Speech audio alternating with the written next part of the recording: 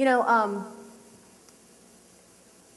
the conversations that you want to have with folks, and I'm getting down to the nitty-gritty of what it feels like to be in these. You've got to change the feel, the look, the sound, the environment. You've got to control it all. And I don't mean that in a strategic, scientific, you need to go have a lab somewhere where you put people in a room with a two-way mirror or anything like that sort of way. You can do that if you'd like. It's going to affect your results. What I mean is you need to consider where people are talking to you and how you're talking back to them. It all comes down to tone of voice in many cases. What words you actually say to them. And a lot of times it comes down to assuring them that you're not there to sell them anything. And you got to be careful because we all want to do that. We want to double up our efforts. Well, we've got them on the phone anyway. We might as well talk to them about this new offer thing that we're thinking about. You know, you got to make sure that you build a sense of rapport. And one of the ways you're going to know that you're doing this right, if you're in a conversation and you want to practice this, you can practice this in your everyday life to see if you can get this far with someone in a conversation, essentially. You don't even have to be doing research for work. Is see if the person wants to leave the conversation when you want to leave the conversation. If they don't, you are probably doing this right. These conversations are so other-focused that the person who's on the other side doesn't want it to end. And most of our interviews that we schedule are 30 to 45 minutes, you know, sometimes an hour long, depending upon what our goals are and everything. And yes, customers talk to us en masse on a regular basis for that long on the phone, just about, you know, how they make financial decisions, okay? At the end of that conversation, we start to cue, you know, okay, thank you very much for your time. Oh, wait, let me tell you another story. Let me tell you about what my grandson did or what this happened here. And I've been on the phone as long as an extra half hour with some folks because they don't want to leave.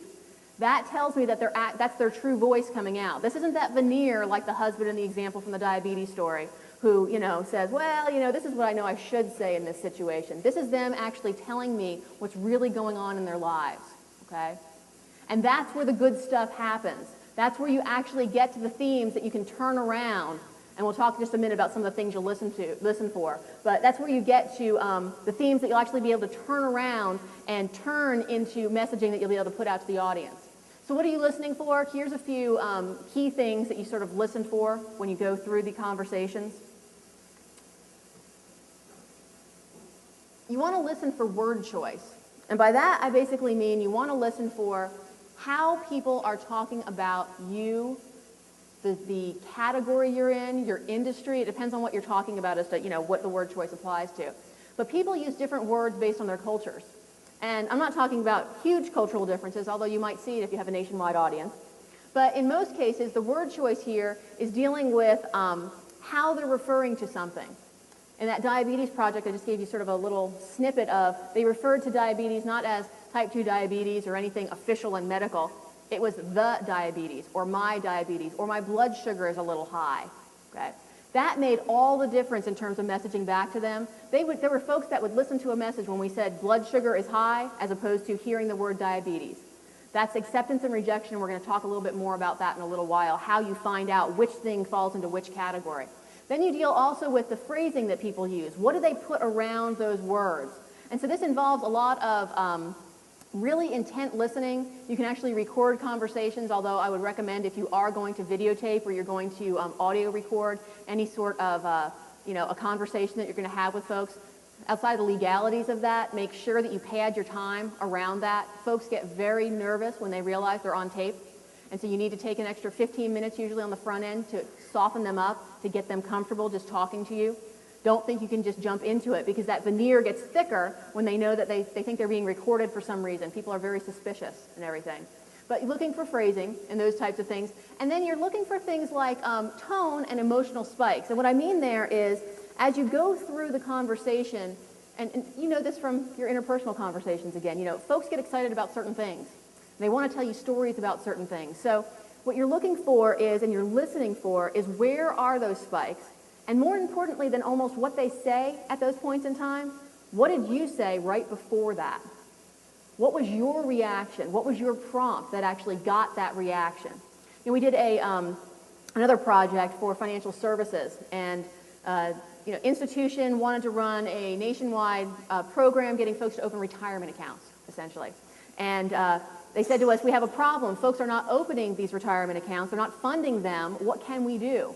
How can we get them to open more of these? And so we went out and we were talking to these folks on the phone in many cases because we were dealing with the nationwide audience. These were phone interviews. You can do this in person, you can do it on the phone. There's a lot of different methodologies you can apply there.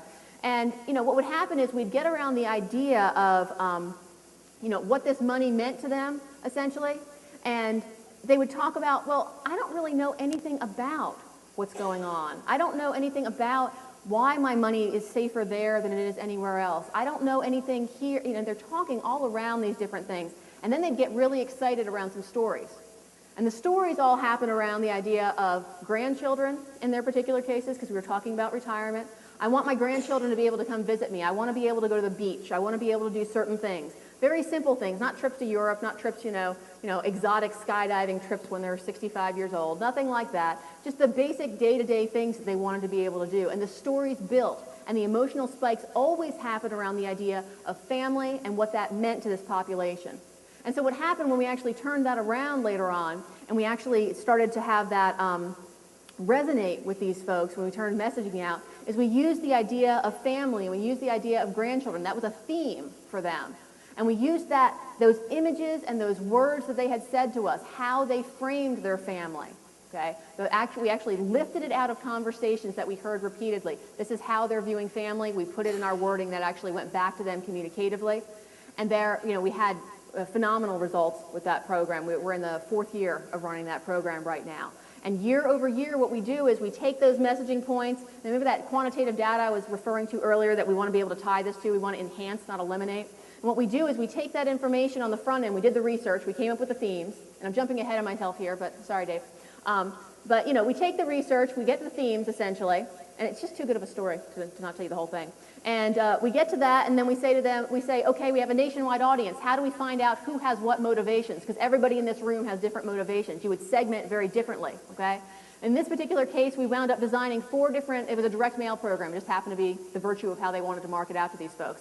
We had 4 different packages that actually went out to this population. We randomly dropped them the first year, knowing that those themes would resonate with a high percentage of that audience. So those 4 themes were going to be better than anything they'd put out there before, because we actually were talking to them in their voice.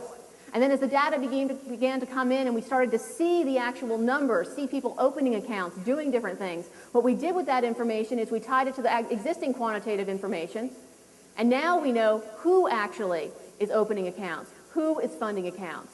And that's where the real resonance comes in. So the next year when we drop mail packages, they're much more strategic. They now go out tied to the quantitative information that the folks had access to. Okay? And so year over year we've seen growth, obviously, through those types of things.